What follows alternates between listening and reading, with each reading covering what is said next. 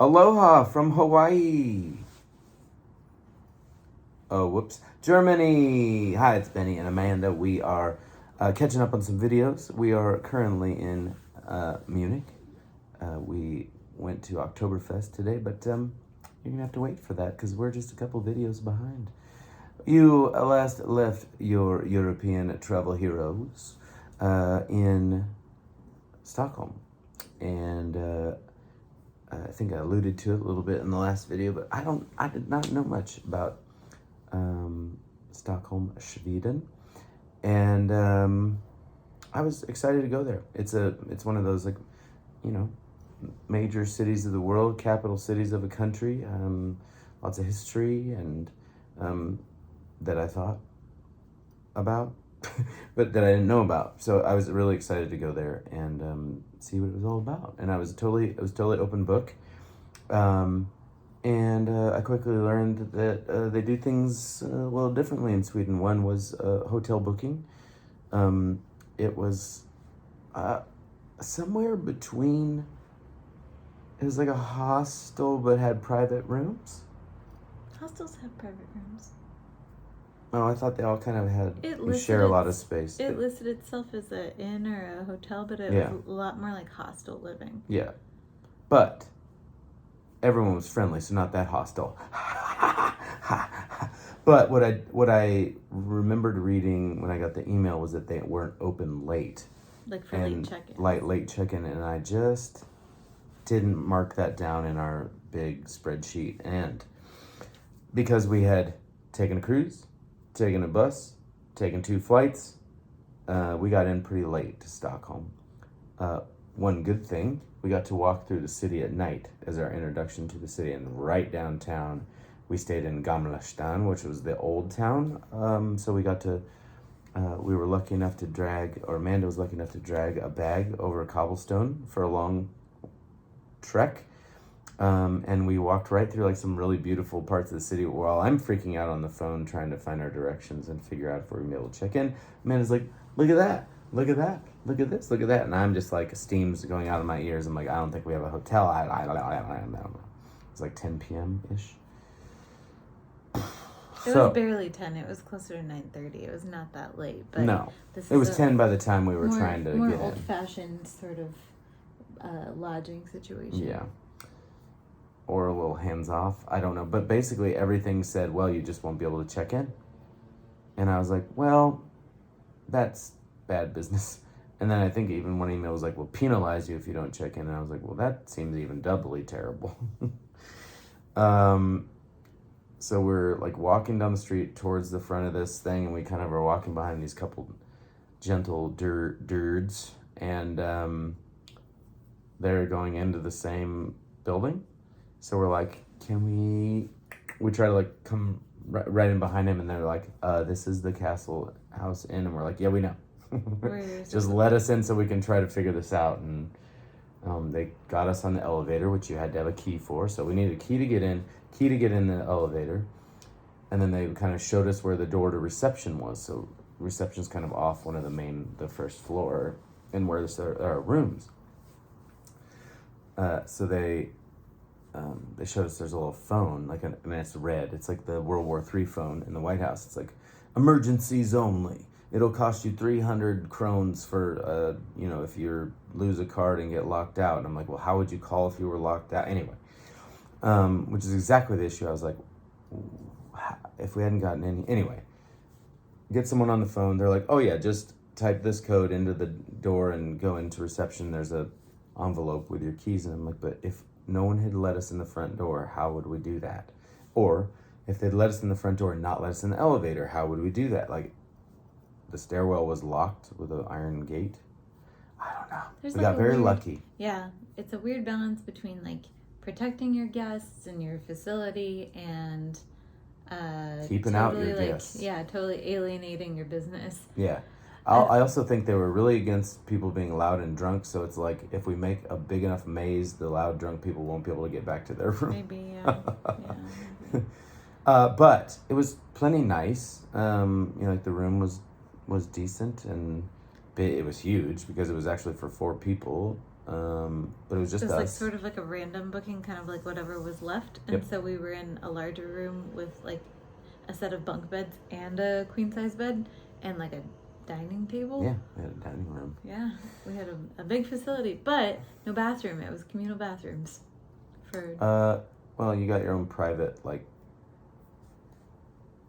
what would have been a bathroom in a hotel, but there were like 4 stalls and you had a locking door. So it was like a locker room, but Yeah. with like individual shower stalls. And bathroom. Yeah, it was like sink, Yeah. toilet, shower, all in a little room you could lock. So Yeah. not terrible. Just different. It was clean. So, I mean, okay. Yeah, no complaints. It was just very different. Just different, and lesson learned. Read the whole email. Oops. But it worked out. Amanda saw this little, like, as I said, she was looking at everything as I was freaking out. So she saw a sweet little bakery across the street. Basically, Old Town is just everything in Stockholm is like on an island. There's just like between 16 and 20 islands, if I recall, that like make up the city or parts of the city. And Old Town is one of them.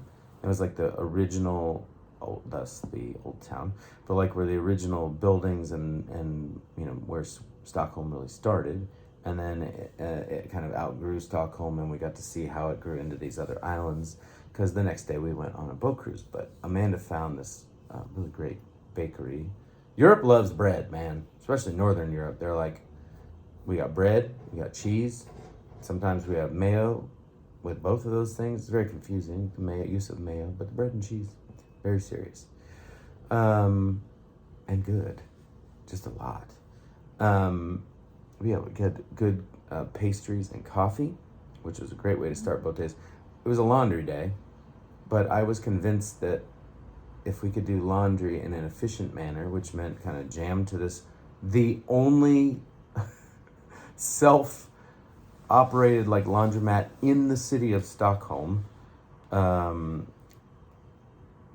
we would have time to get back and do this boat cruise, which would take you under 20 or 12 bridges 12 during the bridges? whole 12 bridges, 20 in total, but 12 unique bridges. Yeah. Didn't I figure it out? It was like a bridge every 10 minutes, so it was 12. Yeah. Yeah. It was like a 2-hour boat cruise, and that Yeah. was cool. But yeah, we went and did laundry. Very wonderful. They actually, for the same price I thought we were going to have to pay, they did it for us. So we got to go have a it really... wasn't actually like a self-serve laundromat. It was like a wash and fold kind of facility. Yeah, So but it was kind of nice. did it in an hour and a half, so faster than we would have been traipsing around, and they were just on it. So that was great. And we got to have a really nice brunch. Oh, it was so good. It was really good. And we got to have blankets. So if you eat outside and during the fall here and it's a little chilly, everywhere seems to have like blankets for Every you. like pub, cocktail bar, coffee shop has like blankets for their outdoor seating. It makes it extra cozy. Yeah. I like them when they're like, they follow the theme. So Yeah. like if it's like a Scottish bar and they've got like a tartan or like a deer hide, Yeah, you didn't know? we see some that were like furs? Fake or fur, whatever? yeah. Anyway, I like that. Yeah. But yeah, really wonderful brunch. Then we went back, got our laundry, made it back in time for the boat cruise. Holler! Because we were good like that.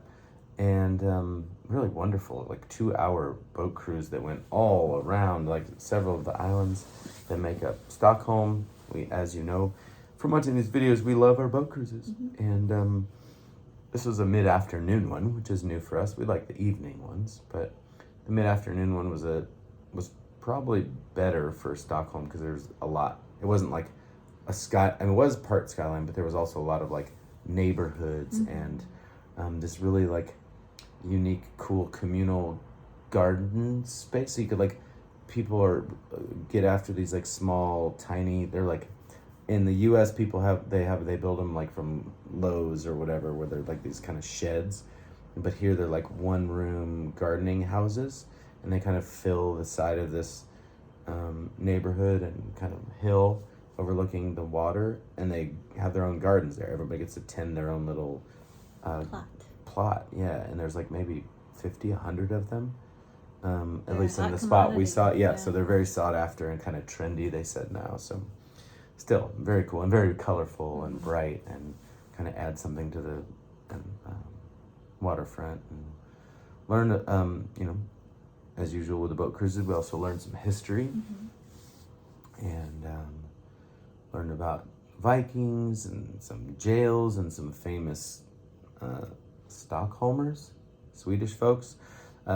Stockholm is also the only like major city that has a ski hill inside the city limits. They were saying because of climate change already, it's not as effective. They don't get as much snow as they need to make it run as long as they want, but such is the future.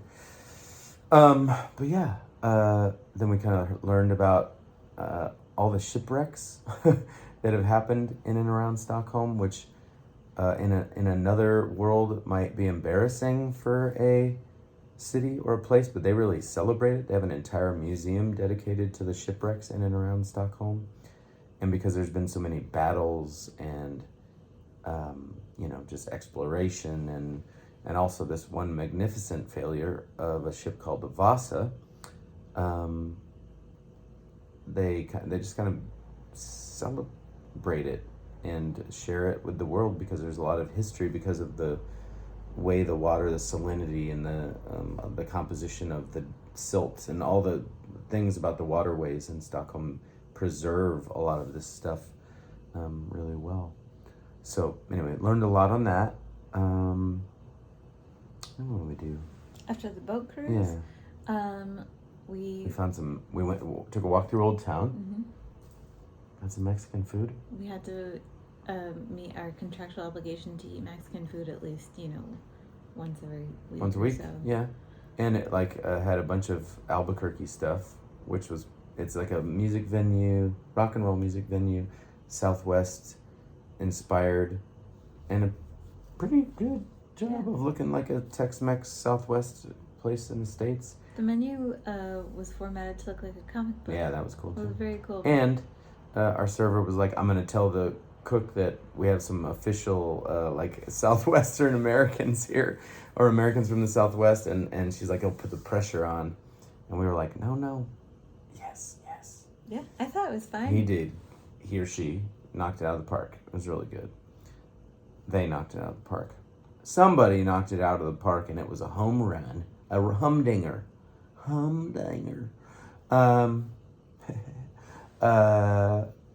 what?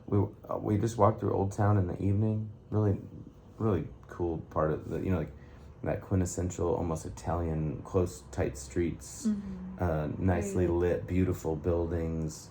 Plus, it was still a weekday, so kind of not, shoulder to shoulder, so not too busy, but not dead, and you still get a nice feel. Early night, because laundry really took a lot out of, no, just because our travel day kind of knocked us out. Got up early the next morning, went back to the same bakery because it was so good. Because I have to eat as many cardamom buns as I possibly can while in Scandinavia. They're like my new favorite pastry. Cardamom buns. It's like a cinnamon roll, but with cardamom instead. It's very good. They're so good. I just went regular cinnamon roll. Yeah. That's one of my favorite Swedish traditions is their institution of fika, which is a coffee break at 3 p.m. every day. She just likes a coffee break at any p.m. during the day. I think it should be international. It's a great thing just to kind of stop and treat yourself a little bit. Collaborate and listen. Yeah. I sit back with an iced coffee vention. What did we do after that? Is that when we did the museum? Oh, well, because we had a very early flight out of Stockholm, I moved our hotel to like an airport hotel. So we decided to take our bags to the airport hotel. It was about 40 minutes away, so it was a little time investment. But we did not want to carry the bags around. We wanted to go to some museums, and we were doing our future selves a favor. Yes. And someone else is driving, so I did some work. Amanda did some I did some work. Yeah. That's true, you did. And then we came back and we went to the Vasa Museum. That ship I mentioned earlier was commissioned by the king at the time, 1600s, and was fit for a king. I mean, it is, and even now when it's been underwater for hundreds of years and doesn't have the color, the pigment, all that stuff. That basically it's 95% of the ship is the original pieces from a ship from the 1600s, and not just like a boat. I mean a ship, 40-something cannon turrets, like maybe you'd see in like Pirates of the yes, Caribbean. it looks like a ship, like a Spanish galleon kind of situation, and ornate with Roman gods and gold and cherubs and just thought the most like thoughtful Norse little heroes, yes, Roman heroes. They also just like would like carve caricatures of their enemies under like where like the toilets were. Yeah, that was brilliant. And then they also had a really great example of what the ship would have looked like when it was painted. Yes. So we only see it in its kind of raw, eroded wood format, and while it's still beautiful and ornate, when you see what they imagined it was painted as, it was really striking. Built this gigantic museum around the ship, and as I mentioned earlier, it's just the conditions in Stockholm were perfect to keep the ship incredibly well preserved for over 300 years, which is insane. And when they brought 50-something, some odd people died when the ship, it was the maiden voyage. It's like pulling out of port, the wind picked up and it like listed once and kind of righted itself, and then the wind kicked up again and just flipped it. And so 50 some odd people died, and because the conditions were right for the wood, the conditions were also right to preserve these bodies. And so they have like many of the skeletons and have like reconstructed some of their faces and found some of their belongings and like kind of reconstructed their stories from the 1600s, which is really incredible. Yeah. And it's just a really, really well done. It helps when stuff is preserved, right? Like helps you kind of tell the story. The amazing thing in the story of preservation is that, the Vasa sank on its maiden voyage in the 1600s, and it stayed at the bottom of the sea for 300 years, and then it was excavated in the 1960s, which clearly technology has evolved a lot even since then. And so there are parts of the museum now that speak a lot to like, okay, so we pulled this thing out of the ocean in the 1960s, like what work is continuing to be done to like make sure that it doesn't continue to sort of fall apart or decay. It was actually more dangerous for the ship to come out of the water than it was to leave it there. So they were basically saying as soon as it came above the water and was exposed to oxygen, I don't know the exact scientific process, but then essentially all the nails that were in the boat are iron, and so there's oxygen and water in the iron. So as you leave it if it hits the oxygen, the iron starts to like seep more water out and do all this stuff to the wood. So when they put it in the museum, they were realizing that the ship was kind of like further deteriorating, and they put this like some kind of like substance on it, makes it look like kind of like a cinnamon bun from the outside. It's like just nice wax. Glaze. Yeah, like it does. It looks like a glaze. Yeah. And so it's kind of got this white glazed effect, but that kind of filled those pockets. And then even as science progressed more, they realized that stuff had its own pores and things that were kind of affecting the ship as well. Yeah. So they've got hundreds of like measuring points all over the ship. They're replacing like iron. They took the old iron nails and rivets out and put new iron ones in, and those have started to deteriorate. So now they're replacing with stainless steel rivets, and they're like halfway through that process. But it is just I'm wild. sort of fascinated. Like anytime we excavate things, not only is it a lesson in the past, but it's also like a lesson in how to be better archaeologists, historians, and preservers. Like every time we kind of learn like, oh, you can't just take something out of the ocean and expect it to like stay the same. It like we're learning at the same time like how to preserve things more carefully, and like this is off topic, but sorry. When we were in Montreal years ago, their archaeology museum is on the base of like the original settlement, and they purposely left portions of it unexcavated, just understanding that someday technology will progress in a way that will give it a much better reading if they just leave it undisturbed. And so that's something that I always just am like sort of struck by when we observe things that have been like excavated and dug up, is like, You know, people are always preserving it the best they know how. Yep. And sometimes we discover that wasn't the right way to do it, Yeah. or long term it may have like done more damage in some ways. Science at that time didn't know how to make, because sometimes you're just filling in gaps. You're making like educated guesses, and education changes. Yeah. And so like your guesses, even rearranging the way you find things in a museum or something else can change the interpretation of how that came about. So they had a this last one I'll interrupt. Is this separate from Montreal? No, but like in the Bassett Museum, they had found enough pieces of a sail, which was humongous. It was the size of this room, and they carefully arranged it to fit, you know, behind glass. And they were saying that as they were sort of working to preserve it, that it was working with like wet leaves, that it was so fragile.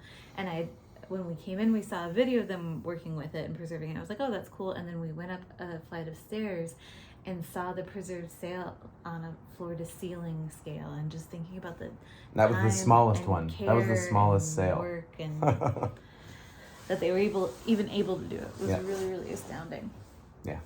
Anyway, we got to see that. We had we're like, well, this is our last night in Sweden, so we better have some traditional Swedenese food, as they say. Yeah. So Amanda got some Swedish meatballs. I got this like fried pork on Swedish pancakes. Yeah. Holy moly! It's basically like bacon. Oh, thick. They both were so good, but yours was really good. It was very bacony. You know, I did make it myself. We both had some lingonberry jam on top. Yeah, it was my very good jam.